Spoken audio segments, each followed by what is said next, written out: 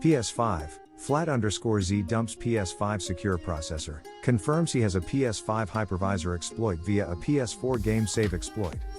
PlayStation hacker Flat_Z claims he has gained access to the PS5's platform secure processor, PSP. This means he has access to most decryption keys on the console. The hacker also confirmed he has a hypervisor exploit, and added the whole chain was triggered via software, no hardware hack, through a disk-based PS4 game.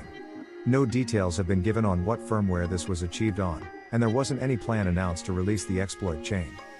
Flat_Z claims PS5 hypervisor hack through software means.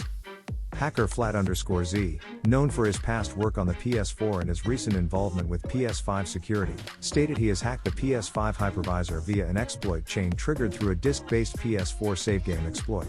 The security researcher posted a minimal screenshot of what is believed to be PS5's PSP secure processor code, as proof that he has gained, access to one of the most protected locations on the PS5 system. PS5 hypervisor exploit, what's next?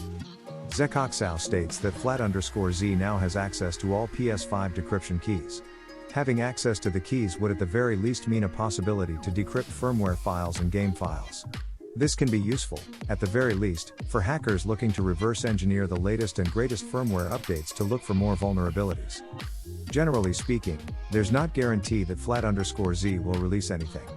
Some people believe he has found and leveraged the same exploit that Fail0verflow used almost 2 years ago. They haven't released anything, and Flat_Z hasn't stated he plans to release either. Unless the hacker plans to release his findings, this doesn't mean much for the end user at the moment, although it appears you're in better shape than most if you own a low firmware, Disk Edition PS5. On a side note however, a growing number of PS5 hackers believe that FPKGS, or an equivalent, could be achievable without a hypervisor exploit on the PS5. This means, PS4 games for sure, PS5 less likely. Piracy could theoretically be a thing with the existing PS5 kernel exploit, although nobody has released anything in that direction so far. What does it mean for Digital Edition PS5 owners? Once again, it appears a disk was involved in the exploit. However, when asked about it, Flat_Z stated that probably any user mode exploit could be used as an entry point. This means WebKit exploit for example might be on the table, but this remains to be confirmed. As a reminder, such hacks on modern systems require multiple exploits to be triggered, hence the name exploit chain, in order to achieve code execution, privilege escalation, and more. The very first entry point, at the user mode level, requires some input from the user, either through a modified save game, which is what was done here in a PS4 game, or a malicious HTML/JavaScript page via the console's browser, for example.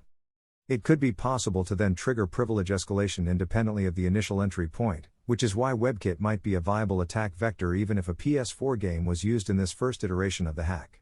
Of course, it seems that hackers tend to like the disk-based hacks more than the rest, meaning digital consoles might end up being second-class citizens of the PS5 hacking scene in the future.